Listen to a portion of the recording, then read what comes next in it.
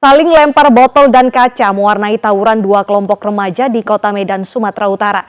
Tawuran diduga berlatar belakang dendam dan dipicu saling ejek.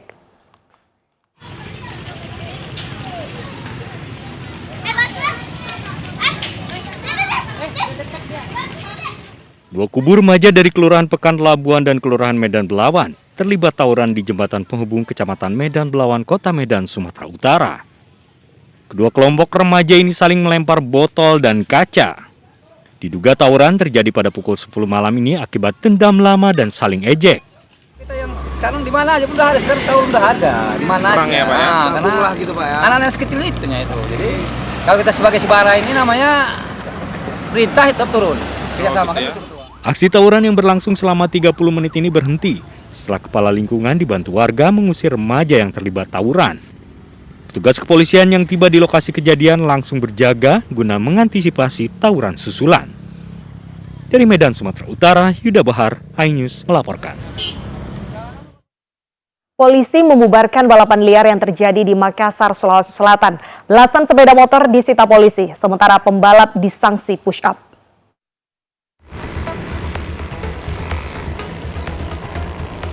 Polisi mengejar belasan sepeda motor yang sedang balap liar di Jalan Andi Pangeran Petarani, Makassar, Sulawesi Selatan. Pembubaran aksi balap liar dilakukan untuk menjaga ketertiban. Untuk menghindari balap liar lanjutan, polisi pun tetap mengejar pembalap. Satu persatu berhasil diamankan polisi. Belasan sepeda motor disita sementara pembalap liar disanksi push up oleh kepolisian. Sementara melakukan aksi balap liar. Jadi ada pun kendaraan yang diamankan. Pertama ada 4 unit, akhirnya kami serahkan ke Polsek Penakukan. Kemudian kami lanjut lagi dan terakhir di pertigaan Alauddin Petarani kami mendapatkan 5 unit kendaraan. Kemudian kelima kendaraan tersebut akan diserahkan di Polrestabes Makassar. Razia dilakukan untuk menjaga ketertiban dan mengingatkan masyarakat untuk menjaga protokol kesehatan. Dari Makassar, Sulawesi Selatan, Leo Muhammad Nur, iNews melaporkan. Polisi menggelar olah tempat kejadian perkara robohnya atap minimarket di Kalijati, Subang, Jawa Barat. Akibat kejadian ini pemirsa, satu orang pekerja yang tengah memperbaiki atap tewas tertimpa bangunan.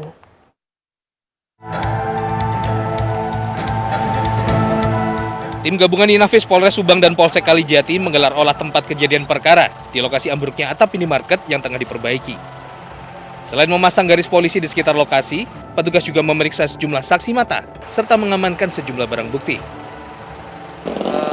Kanopi ambruk sehingga menimpa pekerjanya, satu orang mengalami cedera dan telah dibawa ke rumah sakit. Di sana menurut keterangan medis meninggal dunia. Sementara dari keterangan saksi, perbaikan atap dilakukan karena sudah usang. Dibenerin di Subangnya karena udah kusam, gitu. Udah lama ya? Kenapa? Udah lama. Apanya? Bangunannya. Udah lama. Udah bangunan lama ini, Bapak. Sebelumnya Jumat sore atap minimarket yang tengah direnovasi roboh dan menimpa pekerja. Korban alami luka cukup parah dan dievakuasi ke RSUD Subang. Namun dalam perjalanan nyawa korban tak tertolong. Polisi masih mendalami penyebab kecelakaan ini. Dari Subang, Jawa Barat, Yudi Heriawan Juanda, iNews melaporkan. Pemirsa, berhati-hatilah jika Anda menggunakan telepon selular di luar rumah. Aksi begal handphone sadis terjadi di wilayah Palembang, Sumatera Selatan. Seorang pedagang empek-empek dibacok tangannya oleh pelaku begal.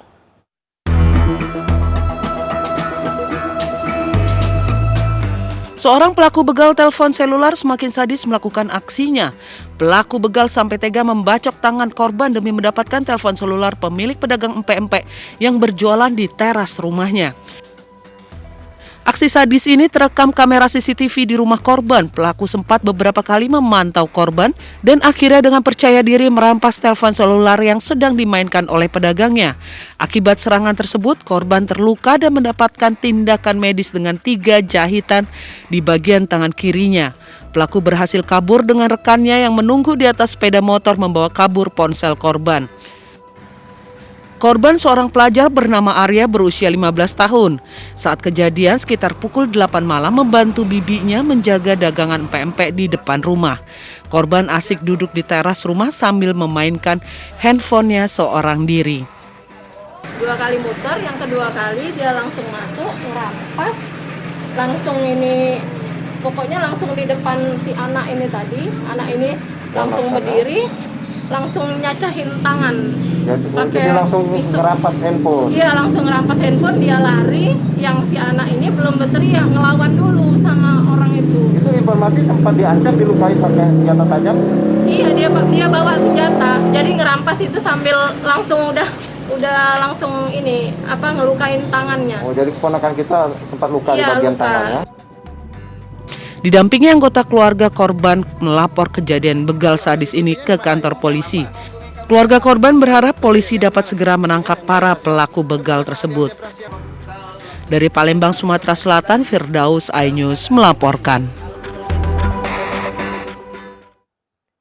Pemirsa, beredar video seorang penjaga pintu portal perumahan melakukan pungli kepada seorang warga yang akan masuk ke dalam komplek perumahannya. Pria tersebut ditangkap polisi dan mengaku hilaf serta meminta maaf. Kok minta uang rokok? Ini saya rekam loh ya.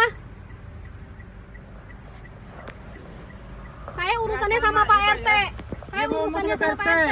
Ngasih pupuk rokok gitu aja udah beres. Ya kenapa harus pakai uang rokok, Pak? Video amatir ini viral di media sosial saat Nuraini terhambat masuk ke rumahnya di Jalan Kampung Baru, Sukabumi Selatan, Kebun Jeruk, Jakarta Barat.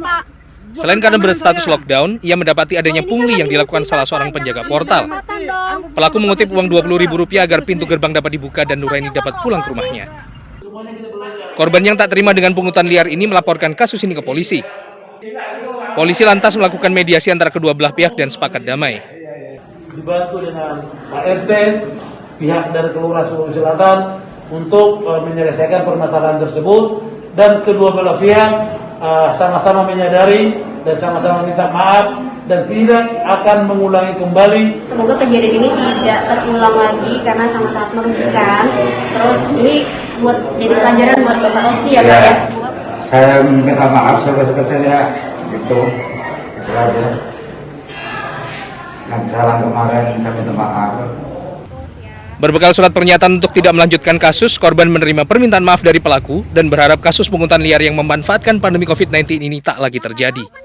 Dari Jakarta, Miftahul Gani, iNews melaporkan. Pemirsa, hari pertama penerapan PPKM darurat, sejumlah tempat hiburan dan kafe dirazia Satgas Covid Kodam 3 Siliwangi. Petugas juga melakukan penyekatan di sejumlah titik jalan protokol yang ada di Kota Bandung.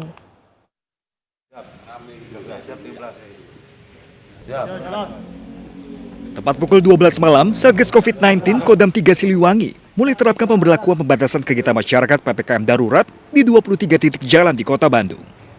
Tidak hanya penyekatan, petugas juga menggelar razia ke tempat hiburan malam di kawasan Jalan Pasir Kaliki, Kota Bandung. Bahkan saat di lokasi, pihak tempat hiburan tidak membukakan pintu untuk petugas.